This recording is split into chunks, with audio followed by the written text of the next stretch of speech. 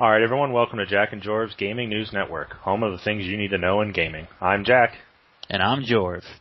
Since this is our first episode, we are going to start from the beginning, like you're supposed to. Today, we begin with a little bit about who we are. That's right. My first memories in gaming, like 25 years ago, was the Matterhorn. Progressed up into games like Halo, Star Wars Knights of the Republic, Battlefront from Star Wars, Mario Party, did a little bit of Morrowind, Oblivion. Current days, I'm doing State of Decay.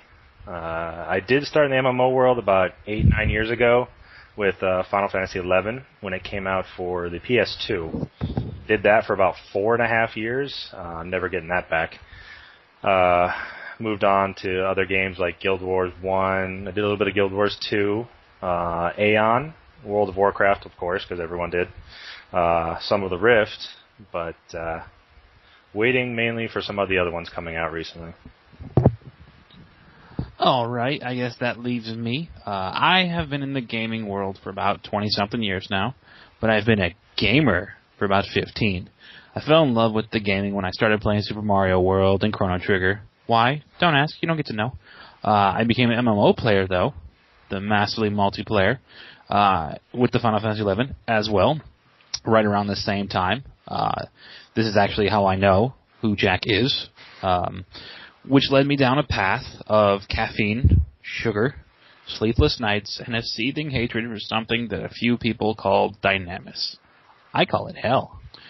From there, I hit all the usual MMO suspects, pretty much everything that Jak just said, but that led me to Final Fantasy XIV, A Realm Reborn. Now that we've told you about things that you more than likely just don't care about, here's some stuff you probably want to know. That's right. The stuff you want to know about today, according to me, is about Final Fantasy XIV, a realm which was reborn into a skeptical market, although it would seem by the numbers a successful relaunch has occurred. As such, the first billing cycle of the Final Fantasy XIV world has just begun over the past couple of days, for those of you lucky enough to get going when the game first started, which wasn't many of you, but then again it was a lot of you because then people couldn't get going, and anyway, that just happened.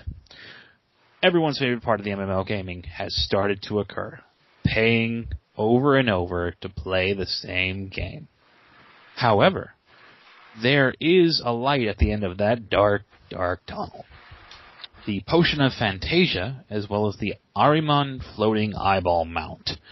See, what that is when you put in your information, you use Krista, credit card, however you do, to pay for the first 30 and or 90 days of the awesomeness that is Final Fantasy XIV, A Realm Reborn. You get a Potion of Fantasia, which allows you to pop the potion, log out, and change anything and everything about your character except for the world you're in and your name. But you can change your race, you can change your gender, you can change everything about you from top to bottom. I myself actually just made use of that very potion on this day. I went from being a Rotogulka to a higher human, and it looks really goofy now, but I don't care. However, there's another bit.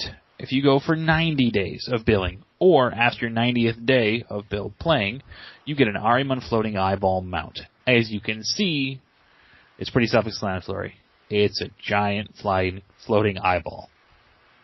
You get that, and these are automatically, just for having played the game for 30 or 90 days. There's no quests, there's no missions, there's no having to jump through hoops. You just go to the delivery Moogle, grab it, pop it, everyone's happy. So, that's what you need to know this week from Final Fantasy XIV, A Realm Reborn. Now here's Jak with some Elder Scrolls Online nonsense. That's right. Now, Elder Scrolls Online is a game that hasn't come out yet. It's still in production, but they've been showing it around at a bunch of different events. And, you know, as always, they give us those little snippets here and there, different stuff they're going to have in the game or different features. Some of the ones that I'm really interested in is their whole mega server idea. Now, all other MMOs, if you haven't played one before, they're basically set up on servers or shards or whatever they want to call them, which is basically you pick one you want to play on, that's it, that's what you're playing on. Now, if your friends get on another one, you have to usually do like a world transfer or something like that. But what they're doing is everyone's on the same server. It's just one giant server, and they're doing, I don't think they have an exact name for it yet, but different like phases is what I've heard, where like you may be playing on one, but different like-minded players might be playing on a different one. And that type of thing, which is kind of interesting. I'm curious to see how well it's going to do, and they have been doing some tests on it to see if they can overload it or what's going to happen when the amount of players get on it. And they're still doing beta on it. Hopefully, I'll get a part of a beta invite, but won't hold my breath. Different things about it. There's going to be 16 dungeons at launch, which is a lot.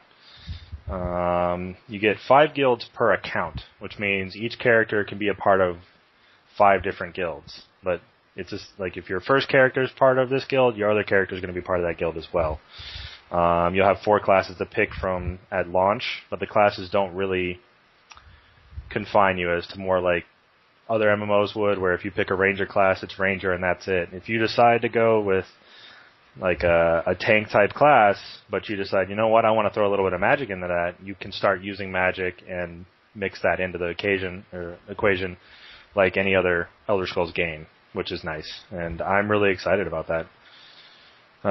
They will have different features in there. One especially I'm happy about, they put in a dungeon finder, which I've always hated games that launch and don't have one. It's going to be an action-based MMO, which if you've played any other ones, you have different abilities. You're clicking on abilities, waiting for cooldowns to come back up. The way Elder Scrolls Online is going to work is you have your left and right mouse button, which are your attacks, and you're going to have about 5 to 6 abilities to choose from. And you can swap between 2 different I don't want to say classes, but you can swap between like tanking and then healing on the fly, which is nice. And you don't have to wait for cooldowns. It's just a matter of clicking and attacking and using different abilities at the right time. And I'm really looking forward to it. So that's the news, or at least a little bit of it. This is just the beginning of what our show is going to be. We hope you've enjoyed it. Tune in next week for less about us and more about the gaming news. Thanks for watching GNN. Please make sure to like, share, and subscribe. If you have anything you would like us to discuss in the next episode, feel free to post in the comments below. Thanks.